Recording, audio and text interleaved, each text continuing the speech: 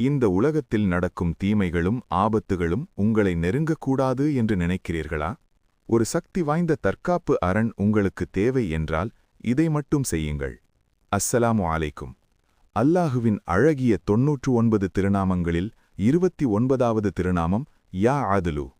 இதன் பொருள் நீதி செய்பவன் என்பதாகும்.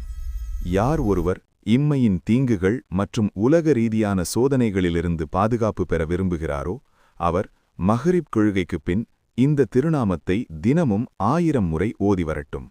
இவ்வாறு ஓதி வருவதன் மூலம் எல்லா வல்ல இறைவனின் பேரருளால் உலகத்தின் தீய சக்திகள் மற்றும் இன்னல்களிலிருந்து உங்களுக்கு ஒரு பாதுகாப்பான அரண் உண்டாகும்.